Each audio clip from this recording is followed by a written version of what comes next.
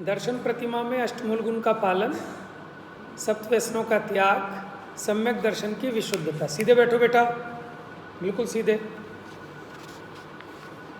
थोड़ा सा इधर खिसक जाओ। हाँ बस, सम्यक दर्शन की विशुद्धता है। कौन सी प्रतिमा में था? दर्शन प्रतिमा में। श्रावक के 12 व्रतों का धारण कौन सी प्रतिमा में? ठीक है। और तीनों टाइम सामायिक करना, समता भाव का आश्रय लेना, ये कौन सी प्रतिमा थी? सामायिक प्रतिमा थी। निश्चय प्रतिमा क्या है? कौन बताएगा? निश्चय प्रतिमा क्या है? हर एक में आ रहा था, हर एक में, मैंने कहा वही याद रखना। बताओ अपूर्वी। हाँ, सम्यक पूर्वक। इंपॉर्टेंट शब्द क्या है बेटा? तुम ज्ञायक के साथ बैठो, थोड़ा इधर, दिखाई नहीं देते ना मेरे को फिर। सम्यक पूर्वक भूमिका योग्य, क्योंकि भूमिका के अनुसार होगी ना वीतरागता की, तो सम्यक पूर्वक भूमिका योग्य शुद्ध परिणति निश्चय प्रतिमा है। अब जिस भी प्रतिमा की बात हो वहाँ आप बता देंगे। जैसे पूछे निश्चय व्रत प्रतिमा क्या है, तो सम्यक पूर्वक भूमिका योग्य शुद्ध परिणति निश्चय व्रत प्रतिमा है। समझ गए? और व्यवहार व्रत प्रतिमा क्या होगी कि उसके साथ सहज होने वाला कषाय मंदता रूप भाव, ठीक है, और बाह्य में अष्टमूल गुणों का पालन, सप्तव्यसनों का त्याग, ये व्यवहार दर्शन प्रतिमा है। देखो समझ लेना, जब व्यवहार प्रतिमा का स्वरूप बताएंगे तो मंद कषाय रूप भाव और उसके अनुकूल बाहर में क्रिया। अब कैसे भाव होते हैं? जैसे दर्शन प्रतिमा में सत्व्यसन त्याग, अष्टमूल गुण धारण। व्रत प्रतिमा में 12 व्रतों को पालने का भाव। सामायिक प्रतिमा में नियम पूर्वक तीनों टाइम अंतर्मुहूर्त के लिए समता भाव रूप रहने का भाव तो सामायिक है। अब है प्रोषदोपवास। प्रोषद कहते हैं पर्व को, लिख लो। प्रोषद माने होता है पर्व। प्रोषदोपवास यानी पर्व के दिन उपवास। चौथी प्रतिमा है प्रोषदोपवास प्रतिमा। 11 प्रतिमाओं के नाम किसी को याद हैं? है कोई आप में से ऐसा ब्रिलियंट बच्चा? हाँ, मेहनत कर रही है अंशिका। सुनाओ 4, चलो बैठे बैठे सुनाओ।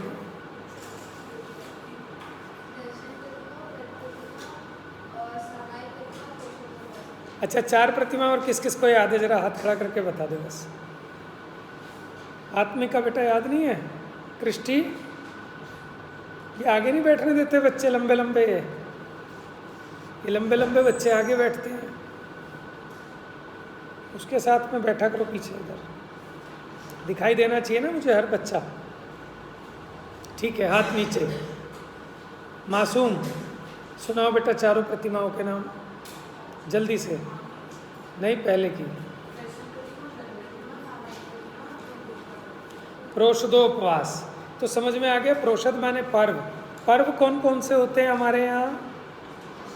अष्टानिका और वो नहीं, हर महीने में 2 अष्टमी 2 चतुर्दशी, ये शाश्वत अपने पर्व हैं। ठीक है। पर्व चतुष्ट माहि पाप तज प्रोषद करिए, हैं? छंद पढ़ेंगे। प्रथम ही सामायिक दशा 4 पहर लो होए, अथवा 8 पहर रहे प्रोषद प्रतिमा सोए। वो तो अंतर्मूर्त के लिए सामायिक होती थी, सामायिक प्रतिमा। और प्रोषदोपवास प्रतिमा में क्या है कि पर्व के दिन यानी अष्टमी और चतुर्दशी के दिन, अब वो सामायिक दशा 4 पहर तक होती है। 4 पहर का मतलब 1 पहर बराबर 3 घंटे। लिख लो, 1 प्रहर, प्रहर होता है वो तो सिंपली लिख देते हैं पहर, प्रहर।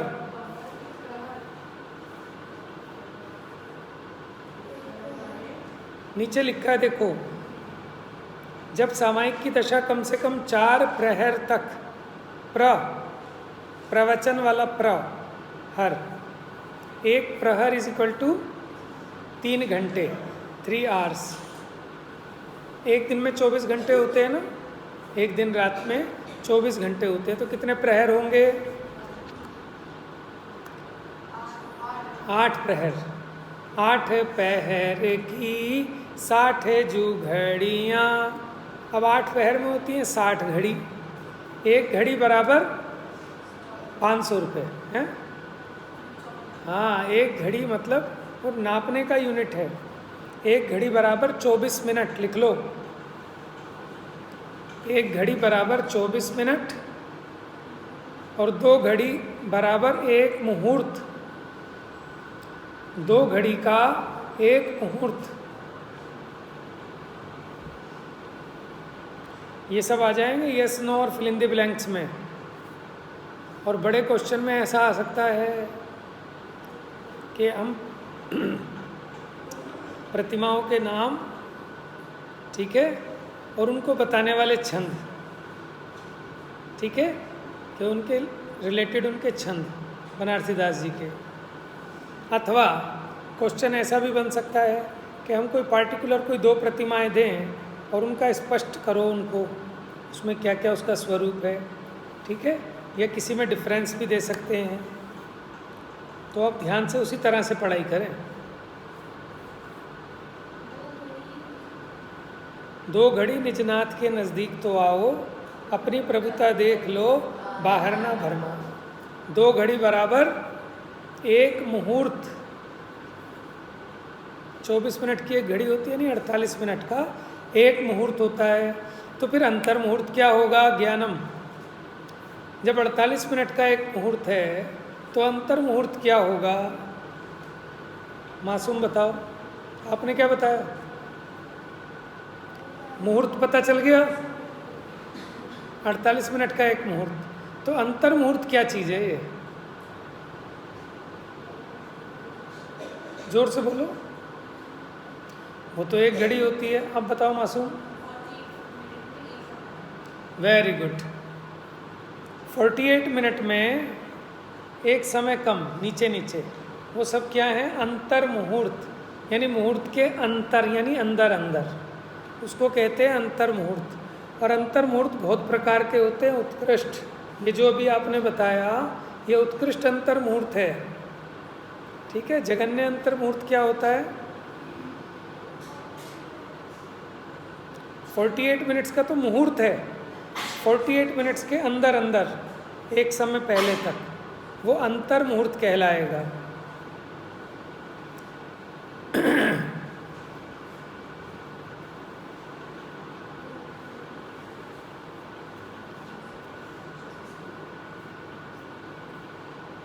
चलिए, अब क्या होता है जब सामायिक की दशा कम से कम 4 प्रहर तक, पहले वो एक एक अंतर मुहूर्त करता था सामायिक 3 बार दिन में, अब वो कह रहे हैं कम से कम 4 प्रहर तक, यानी 12 घंटे तक, और विशेष में 8 प्रहर यानी 24 घंटे तक।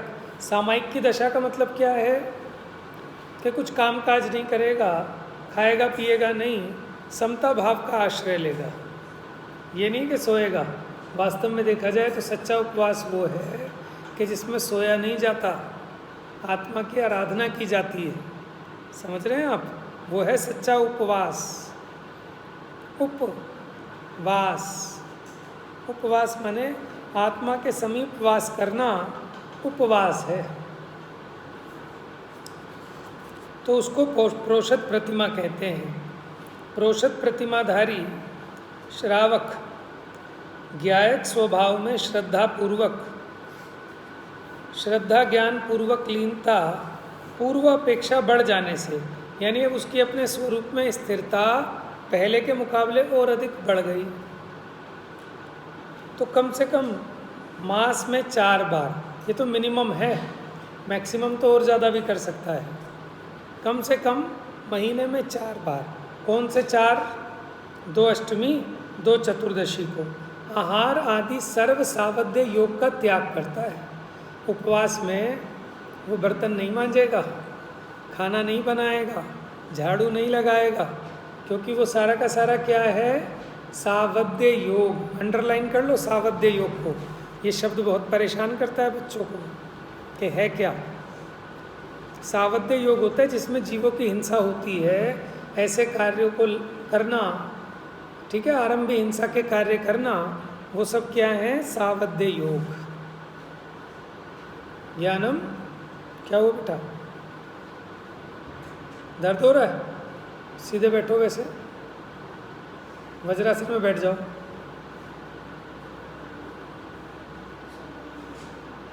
सर में हो रहा है दर्द? ठीक हो जाएगा, सीधे बैठो, ध्यान मत दो, सर का दर्द भी दूर भाग जाएगा, दिमाग यहाँ लगाओ, ठीक है।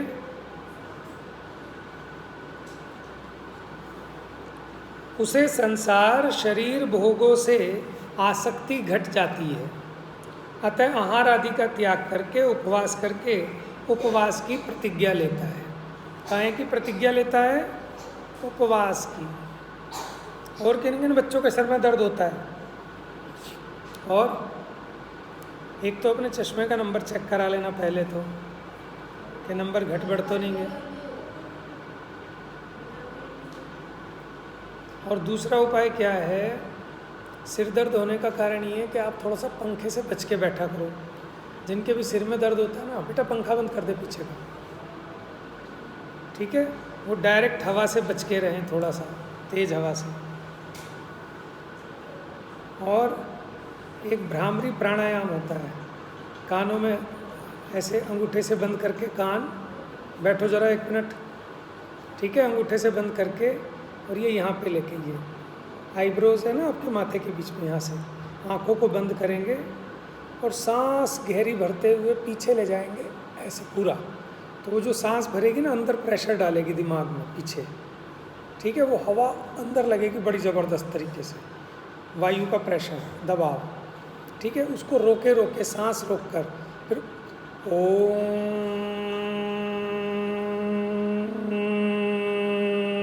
आँख बंद किए किए। जब आप धीरे धीरे ऊपर से गर्दन नीचे लाएंगे तो जो अंदर की वायु है, दिमाग में कहीं पेन कर रही है बात, वो निकल जाएगा और एक कंपन महसूस होगा आपको, वाइब्रेशन। हाथ लगा के देखेंगे आप, दिखेगा। तो ऐसे लाके नीचे तक थोड़ी इससे टच करके, हाथ सीधे रहने चाहिए, कमर सीधी, ठीक है। 5 बार सुबह उठ के कर लिया करो ताज़ी हवा में। सिर दर्द का, दिमाग से कोई भी प्रॉब्लम हो, सर्वाइकल हो, माथे में, आँखों में, कान में, नाक में, या मटके की कोई भी प्रॉब्लम है ऊपर की, ये सब ठीक हो जाएगी आपकी। समझ गए? ट्राई करके देखना, उससे पूछो, उसको बड़ा सर दर्द होता है, हाँ भाई कुछ फ़र्क पड़ता है इससे, भ्रामरी करने से, किया करना फिर, है ना। होता क्या है कि पहले पेट में गैस बनती है, अब जब वो नहीं निकल पाती तो धीरे धीरे धीरे धीरे ऊपर यहाँ चढ़ जाती है। तो शरीर के जिस अंग में गैस पहुँचेगी, वात बोलते हैं उसको, वहीं पेन होगा। समझ में? किसी के हाथ में दर्द होता है, किसी की नाड़ में दर्द होता है, किसी के पैर में दर्द होता है, ये सब गैस की प्रॉब्लम है ना। वात रोग कहते हैं इसको, वायु बढ़ जाती है शरीर में। ठंडा गर्म खा लिया तब ऐसा हो जाता है, ठीक है। ठंडी चीज़ों से थोड़ा बचना चाहिए। आप लोगों को स्वस्थ शरीर में ही स्वस्थ मस्तिष्क का निवास होता है ना, है। तो आप अपने आप को आपको अपने आप ठीक रखना है। और दवाइयाँ खाने से बढ़िया है कि उसका नेचुरल वे ढूंढ लो कि दुख का कारण क्या है, किस कारण से ये दुख हो रहा है, उसको पहचानो। टोडरमल जी ने उदाहरण में लिखा ना कि पहले रोग का निदान पता लगाएं, डायग्नोज करें कि ये क्यों हुआ, फिर उसको मिटाएं, ठीक है। चलिए, तो आप ये समझना, उपवास में आहार का ही त्याग नहीं होता, खाली विषय का भी होता है और कषाय का भी होता है, ये बात ध्यान रखना। हम क्या समझते हैं कि खाना छोड़ दिया इसका नाम उपवास है, इसका नाम उपवास नहीं है। खाना किस लिए छोड़ना? देखो, कोई बच्चा है जिसको एग्ज़ाम की तैयारी करनी है, उसका लक्ष्य ये नहीं है कि मुझे खाना नहीं खाना, उसको तो अपनी पढ़ाई करनी है। अगर खाना खाकर अच्छी पढ़ाई होती है तो वो खाना खाता है, कम खाकर अच्छी पढ़ाई होती है तो कम खाता है, नहीं खाकर अच्छी होती है तो नहीं खाता है। उसको लगता है ना खाना खाने पे प्रमाद आने लगता है, पढ़ाई नहीं हो पाएगी, मैं इसलिए खाना नहीं खाऊंगा आज। तो ऐसे उपवास का लक्ष्य क्या है? अपने शुद्धोपयोग में रमना, अपने आत्मा में लीन रहना, आत्मा के समीप वास करना। और उसमें क्या कि खाना खाएंगे तो खाना बनाना भी पड़ेगा, बर्तन मांजने पड़ेंगे, 100 काम फैलते हैं। तो इसलिए उपवास का पर्पस खाली भूखे रहना मात्र नहीं है, ठीक है? अपने उपयोग को अपने आत्मा में लगाना, सामायिक भाव में ठहरना है। समझना बड़ी गड़बड़ होती है उपवास के नाम पर। तो खाली आहार के त्याग का नाम उपवास है कि आहार के दिन विषय और कषाय का भी त्याग किया जाता है। अब उपवास किया, पूरा दिन टीवी देखने में निकाल लिया, तो उपवास हुआ क्या? अथवा सो गए टाइम काटने के लिए, अथवा ताश खेल लिए। तो ये सच्चा उपवास है? उपवास का प्रयोजन ख्याल में रहना चाहिए। मास में 4 उपवास कर लेने मात्र से ही चौथी प्रतिमाधारी श्रावक नहीं होता। केवल भोजन नहीं करने का नाम उपवास नहीं है, ये सब बच्चे याद करेंगे।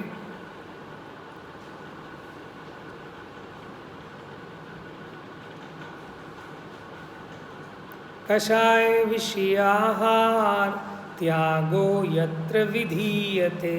मिल गया 26 नंबर पेज पर।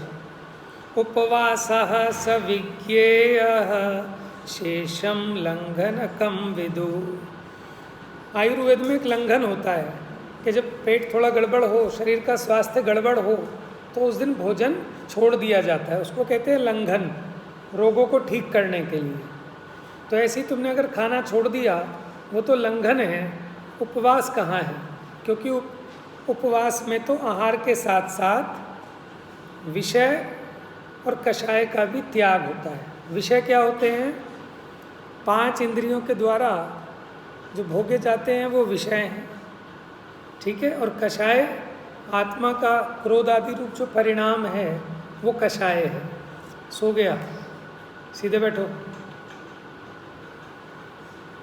जहाँ कषाय, विषय, आहार तीनों का त्याग हो वह उपवास है। समझ गए? तो क्वेश्चन आ सकता है ये कि उपवास क्या है, अथवा डैश डैश और डैश का त्याग हो वहाँ उपवास होता है। चलिए अब सचित्त त्याग प्रतिमा। सचित्त किसको कहते हैं? जो चेतन सहित हैं, जो जीव सहित है, उसको कहते हैं सचित्त त्याग प्रतिमा। अब यहाँ क्या होता है? अब परिणामों की विशुद्धता और बढ़ जाती है, क्योंकि स्वरूप में स्थिरता बढ़ने से परिणति की शुद्धता बढ़ती है। जो सचित्त भोजन तजें सो सचित्त त्यागी पुरुष पंच प्रतिज्ञागी। देखो, जैसे आपकी जितनी भी हरी हैं, जितने फ्रूट्स हैं, सब्जियां हैं, ये सब कहलाती हैं सचित्त। क्या होती हैं? सचित्त माने जीव सहित, माने जो दोबारा उगने योग्य हैं, ठीक है? और अचित्त क्या होती हैं कि अगर ये उगने योग्य ना रहें तब वो हो जाती हैं अचित्त। तो जो अचित्त के त्यागी हैं वो अगर कोई फल भी खाएंगे ना तो उसको हल्का गर्म कर लेंगे, है ना? उसको प्रासुक करके खाते हैं ताकि वो दोबारा उपजने योग्य ना रहे। जैसे अगर वो जल भी पिएंगे तो कच्चा जल नहीं पिएंगे। जैसे हम और आप कच्चा जल पी लेते हैं ना छान के, तो वैसे कच्चा जल नहीं पिएंगे, उसको हल्का गर्म कर लेंगे या लौंग आदि से प्रासुक कर लेंगे, तब उसका सेवन करेंगे। क्योंकि परिणामों की विशुद्धि और बढ़ गई, इसलिए वो इस तरह का कार्य नहीं करते। क्योंकि कच्चे फलों में क्या होता है कि जीवों की योनि होती है, माने जीव वहाँ उत्पन्न हो सकते हैं, सम्मूर्छन जीव भी उत्पन्न होते हैं, इसलिए वो उसको सचित्त करके प्रयोग में लाते हैं।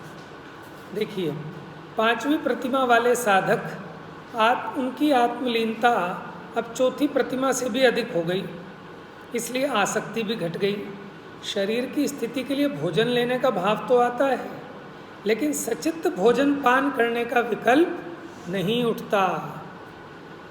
इसलिए सचित्त भोजन का त्याग कर देता है और प्रासुक पानी काम में लेता है।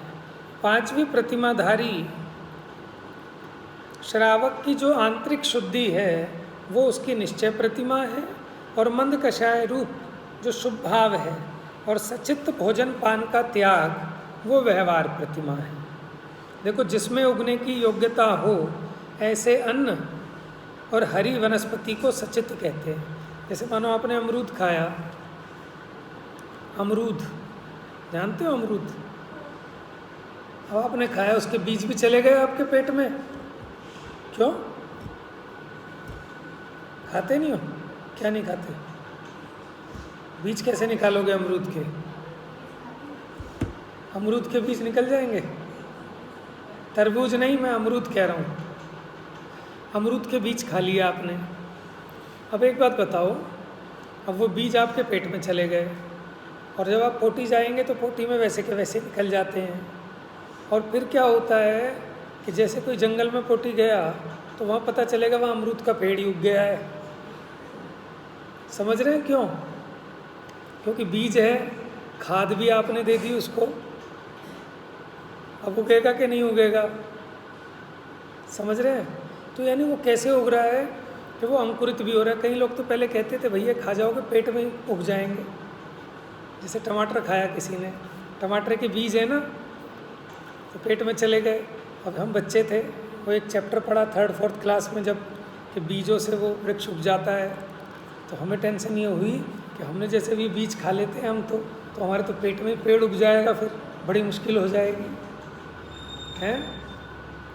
तो आप ये देखो कि जो भी सचित्त हैं उनमें जीवों की उत्पत्ति के चांसेस होते हैं, उनमें निरंतर जीव आकर पैदा हो सकते हैं, जन्म ले सकते हैं।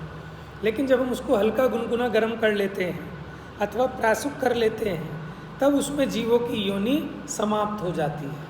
बात समझ में आ रही है कुछ आपको? जैसे कच्चा जल है, उसमें निरंतर जीव उत्पन्न होते रहते हैं, मरते रहते हैं। लेकिन अगर उसको हम गर्म कर लेते हैं तो अब उसमें से उसकी वो जीव उत्पन्न होना रुक जाते हैं, इसलिए प्रासुक कर लेते हैं। प्रासुक करने के कई तरीके होते हैं कि साबुत फल को नहीं खाना, उसको पहले बिनार कर अथवा उसमें हल्का नमक लगा लिया तो भी वो प्रासुक हो गया। ठीक है? देखो, सारा का सारा खेल कहाँ का है कि अंतरंग में शुद्ध परिणति बढ़ रही है, आत्मलीनता बढ़ रही है, तो बाहर की आसक्ति घटती जा रही है। तो जिन चीज़ों का पहले त्याग नहीं हो पाता था, अब इसका त्याग धीरे धीरे बढ़ता जा रहा है। वो त्याग के स्टेजेस हैं प्रतिमाएं, और भीतर में शुद्धता बढ़ रही है। तो इसमें पूछेंगे सचित्त किसे कहते हैं? जिसमें उगने की योग्यता हो ऐसे अन्न और हरी वनस्पति को सचित्त कहते हैं। ठीक है? दिवा मैथुन त्याग प्रतिमा। जो दिन ब्रह्मचर्य व्रत पाले, तिथि आए निशि दिवस संभाले, गहनव बाण करे व्रत रक्षा, सो षट प्रतिमा श्रावक आख्या। आख्या मैंने कहा गया है।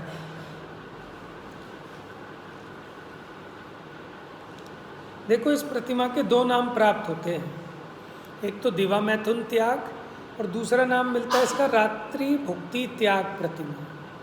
दूसरा नाम क्या मिलता है? रात्रि भुक्ति त्याग प्रतिमा।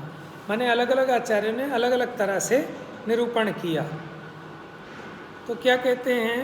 जो दिन ब्रह्मचर्य व्रत पाले, तिथि आए निशि दिवस संभाले। निशि माने दिवस, माने दिन, कि माने दिन में ब्रह्मचर्य का व्रत पालन करता है, और तिथि आए, तिथि माने अष्टमी 14 अथवा कोई पर्व के दिन, तो दिन रात संभाले। गहनव बाढ़ करे व्रत रक्षा, तो इसने जो अपना ब्रह्मचर्यानुव्रत धारण किया था, 9 बाड़ों को धारण करके उसकी रक्षा करता है, वो छठी प्रतिमा का धारी श्रावक आख्या माने कहा गया है। अब देखो 9 बाणों के नाम नीचे लिखे, आप पढ़ लेना, समय नहीं है। इस प्रतिमा के योग्य यथोचित शुद्धि वह निश्चय प्रतिमा है, तथा त्याग रूप शुभ भाव वो व्यवहार प्रतिमा है। अब साधक जीव ने दूसरी प्रतिमा में ब्रह्मचर्याणुव्रत ग्रहण किया था ना, स्व स्त्री संतोष व्रत लिया था, लेकिन अब स्वरूप स्थिरता और बढ़ गई तो उसकी आसक्ति घट गई। इसलिए छठी प्रतिमाधारी श्रावक 9 बाण सहित हमेशा दिवस के समय, अष्टमी, चतुर्दशी आदि तिथि पर्व के दिन रात में भी ब्रह्मचर्य व्रत को पालता है। माने उसको ऐसे अशुभ भाव नहीं उठने देने की प्रतिज्ञा करता है। आचार्य समंत भद्र ने छठवीं प्रतिमा को रात्रि भुक्ति त्याग नाम दिया है। समंत भद्राचार्य ने क्या कहा, इस प्रतिमा का नाम रात्रि भुक्ति त्याग, माने रात्रि में भोजन नहीं करना। तो वैसे तो रात्रि में साधारण श्रावक भी भोजन नहीं करता, उसके भी रात्रि भोजन त्याग होता है। लेकिन अब प्रतिमा में क्या हो गया कि कृत कारित अनुमोदना से, मन वचन काय से सभी प्रकार से आहार का और सभी प्रकार के आहारों का त्याग हो गया। पहले क्या होता था, खुद तो नहीं करता था, लेकिन जैसे कोई व्यक्ति आया अपने घर में, ठीक है, और वो रात्रि में भोजन करता है तो उसको खिला देता था। अच्छा, खुद नहीं खिलाता था तो कहता था जाओ यार खाना तो खाया, अनुमोदना कर लेता था। लेकिन अब न तो खिलाएगा, न बनवाएगा, न कहेगा, ठीक है ना, मन से, न वचन से, न काया से। निचली भूमिका में जैसे अब रात्रि भोजन तो नहीं करता था लेकिन पानी पी लेता था। अब यहाँ क्या होगा कि एक तो सभी प्रकार के आहारों का कृतकारित अनुमोदना से, मन वचन काय से, 9 कोटि से त्याग हो जाता है। 9 कोटि समझते हैं? कृतकारित अनुमोदना 3 और मन वचन काय 3, 3 को 3 से मल्टीप्लाई किया 9 आ गया। यानी मन से करूँगा नहीं, कराऊँगा नहीं, अनुमोदना नहीं करूँगा, 3 हो गए। वचन से करूँगा नहीं, कराऊँगा नहीं, अनुमोदना नहीं करूँगा, काया से करूँगा नहीं, कराऊँगा नहीं और अनुमोदना नहीं करूँगा। तो ये छठी प्रतिमा हो गई। इसके 2 प्रकार से निरूपण मिलते हैं, दिवा मैथुन त्याग और दूसरा नाम रात्रि भुक्ति त्याग। अब क्या हुआ, ब्रह्मचर्य प्रतिमा आ गई। अब इसकी आत्मलीनता और बढ़ गई तो भोगों की आसक्ति और घट गई। तो अब ये क्या करता है कि पूरी तरह से ब्रह्मचर्य का नियम ले लेता है। तो ये ब्रह्मचर्य प्रतिमा है। अभी आरंभ और परिग्रह त्याग प्रतिमा, ये 4 प्रतिमाएं अनुमति उद्दिष्ट, इन 4 प्रतिमाओं पर कल चर्चा करेंगे। अब आपने अंतर लिख के लाने निश्चय प्रतिमा और व्यवहार प्रतिमा में, और ये परिभाषाएं लिख लेना आप लोग, ठीक है। क्वेश्चन आंसर तो कर ही लिया करो इसके, और बीच बीच में जो इम्पोर्टेंट पॉइंट आए हैं वो नोट करते रहो। अब कॉपी कब दोगे आप मुझे चेक करने के लिए? अब तक के नोट्स कंप्लीट कर लो, 4 चैप्टर हो जाएंगे ना आपके। और कितने बचेंगे अब? ठीक है, 5 चैप्टर और बचेंगे। टाइमलाइन है कुछ अपने पास, कब तक कंप्लीट करना है कोर्स? कब जा रहे हैं आप लोग? 19। छुट्टियां पड़ रही हैं तो 19 से फिर क्लास ऑफ कर देंगे, है ना। आपकी भी छुट्टी, हमारी भी छुट्टी।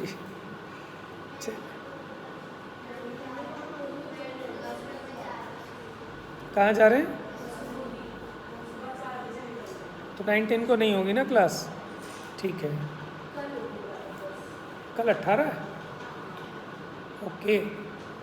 तो बस तो इस चैप्टर को कंप्लीट कर देंगे फिर, है ना। कॉपियाँ दे के जाना आप मुझे, कॉपीज़ कंप्लीट कर लें सभी लोग, ठीक है। और कल शाम को चाहे यहाँ दीदी के पास दे जाना आप अपनी नोटबुक्स, सभी बच्चों को देनी कंपलसरी है। नहीं जी, आप आज और कल का टाइम है, लगाओ, कल शाम को छोड़ के जाना यहाँ। जावानी के ज्ञान से सूझे लो कालो,